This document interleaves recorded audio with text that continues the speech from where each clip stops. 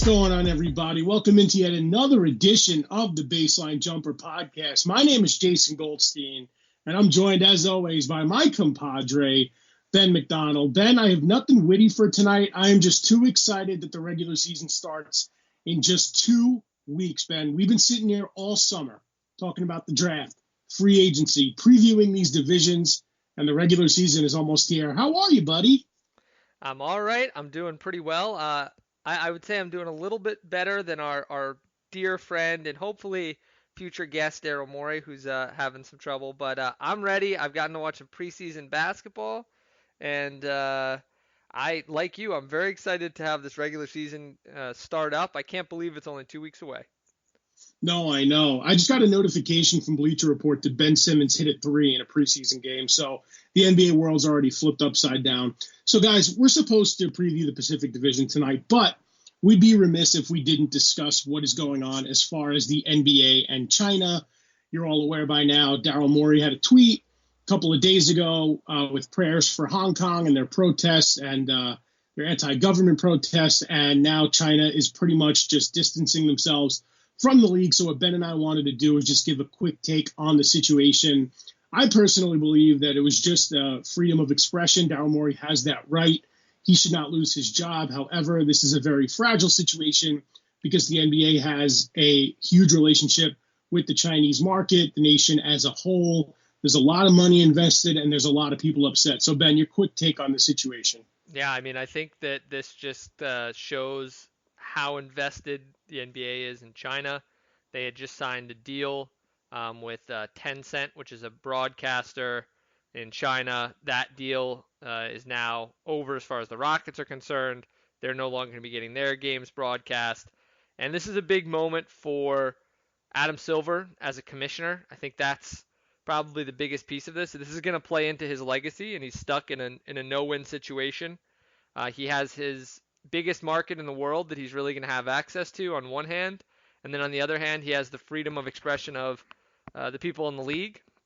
I think it's pretty clear the way that the league is going, and it looks like they're going to be kind of standing behind China, and I think ultimately that's not overly surprising given how much money China brings into the league, but I think in retrospect that might not really look very good for him looking backwards, because I do think that when you have an authoritarian government, as you mentioned, that does not really allow free speech, if this was Soviet Russia, I think you would have seen a lot more pushback. We did see some politicians, but I think the fans understand that this is a move for dollars and cents. And while I don't think it's going to reflect well on Mr. Silver, I think we all understand what that means. But I think you're right.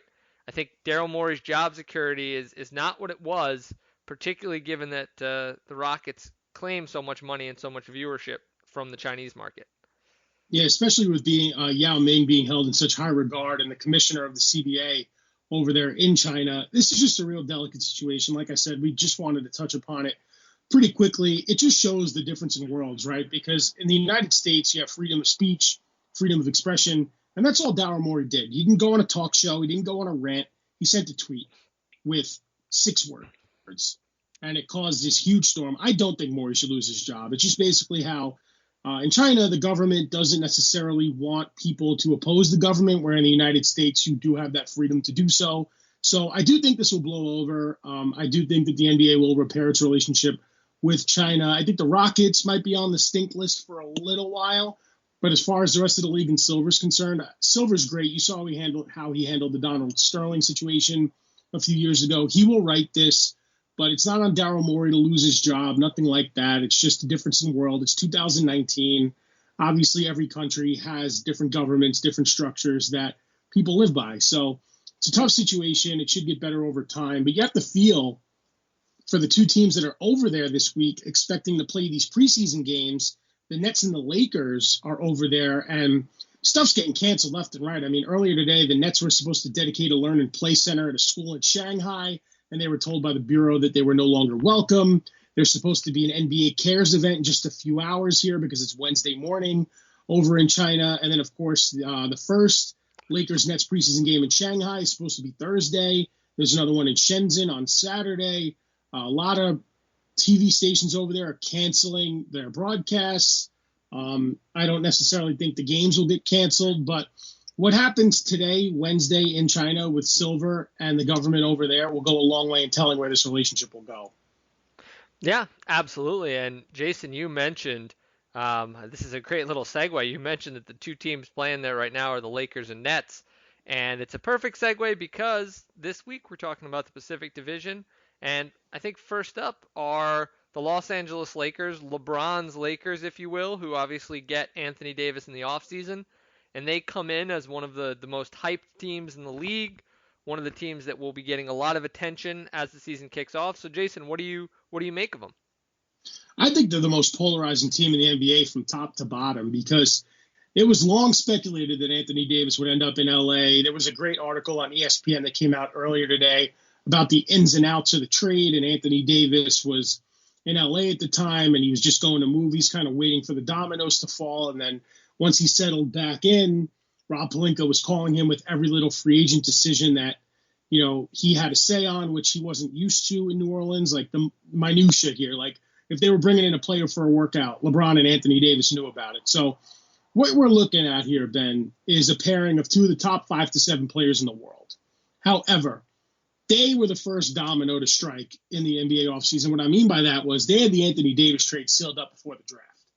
So now, in this huge free agency class that saw the likes of Kawhi Leonard, Kevin Durant, Kyrie Irving all change teams, the Lakers already had their dynamic duo of LeBron and Davis. The problem was they spent way too much time waiting on Kawhi Leonard, who ended up going to the Clippers, who we'll talk about next. But now that hurts the rest of the roster. Okay, they traded away Lonzo Ball, Brandon Ingram, Josh Hart, a treasure trove of draft picks. They kept Kyle Kuzma, who's battling a foot injury right now. And then they were left to sign a lot of the B and C free agents. Okay, they get Dwight Howard. They get JaVale McGee back. They re-sign Rajon Rondo. They get Avery Bradley. KCP is back. So this roster is really thin, I think, outside of the Danny Green signing. And while they do have the tools to win a championship, Ben, I truly believe one big injury would just knock this thing right off the tracks. Absolutely. I mean, this is a two-man team with LeBron and Davis. They're going to get a lot of run. A lot of the offense is going to get run through those two. There's going to be a lot of pick and roll with them, and when they get switches, Davis might go into the post. LeBron looks like he'll be the starting point guard nominally for them to start the season. And so ultimately, I mean, those two are the two straws that will stir this drink, basically, and the rest of those guys are going to have to fit in around them, knock down open shots, which they will get a ton of. Really, everyone else on that team is going to be getting open layups and open threes left and right because everyone's going to be double teaming LeBron and Davis. But yeah, absolutely. I mean, I think that when you look at this team and you look at their kind of their ceiling, where they could go, if those two are healthy, I mean, I think both of them are potential MVP candidates, guys who can be one of the top 5 or 10 players in the league. And if they stay completely healthy, they are certainly a playoff team. And potentially, if they add a piece, maybe they could be a championship contender even. Yeah, absolutely. The only thing that stings is the loss of DeMarcus Cousins.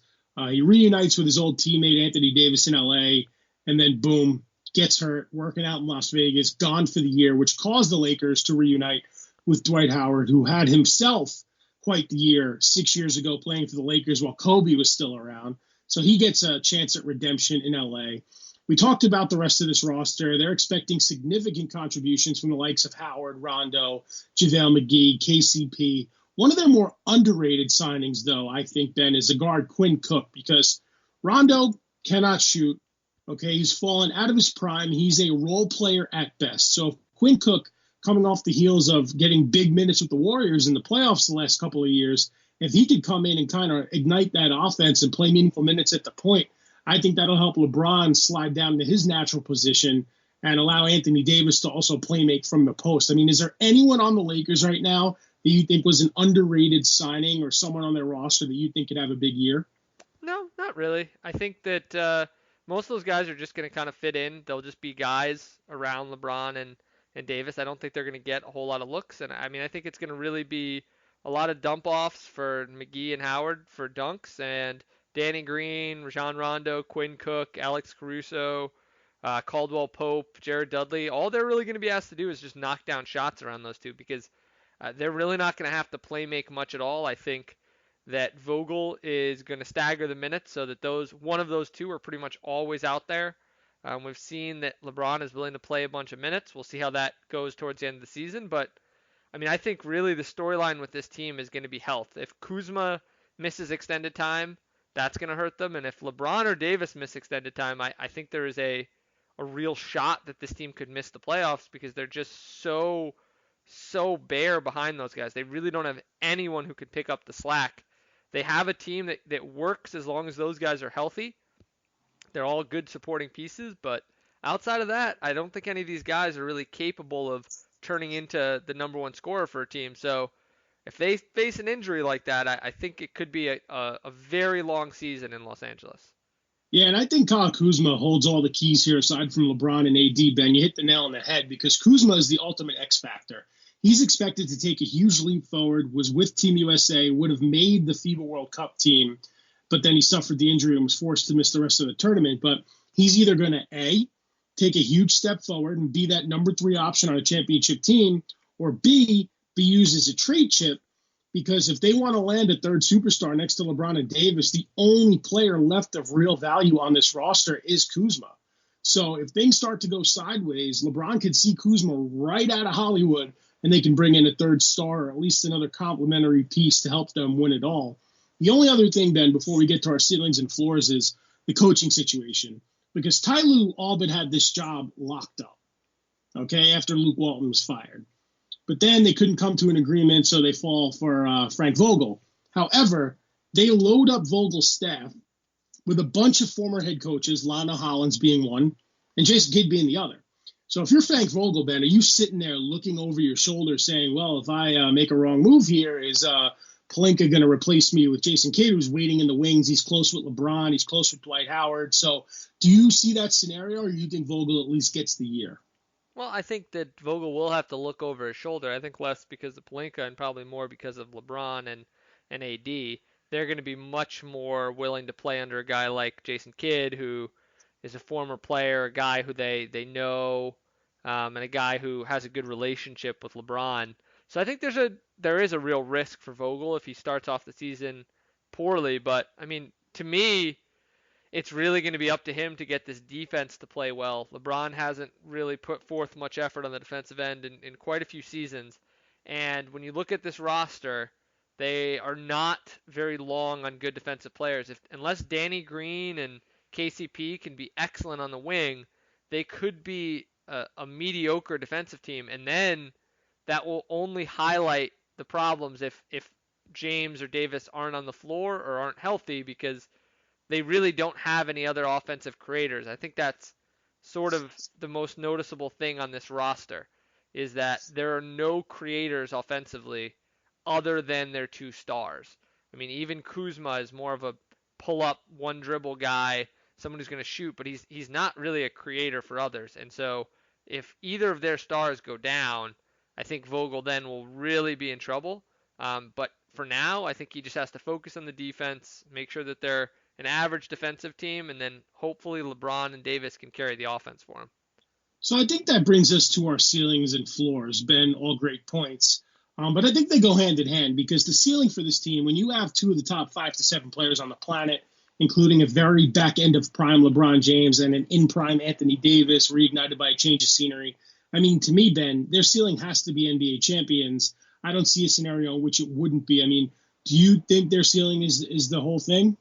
I'm not sure I'm willing to go that far. I don't think they have enough around them. So I see this team as a Western Conference Finals type team, but I don't see a way that they make it to the finals with how good the West is and how poor the rest of their supporting cast is. I'm not sure a top 50 player is on this team outside of LeBron and Davis, and it would be almost unheard of for a team to win a title without a third guy who's at least a top 50 guy. I mean, I can't recall a team in recent memory that was that bad. I mean, even those Lakers with Kobe and Shaq had a number of solid players in a number of those years who were pretty good.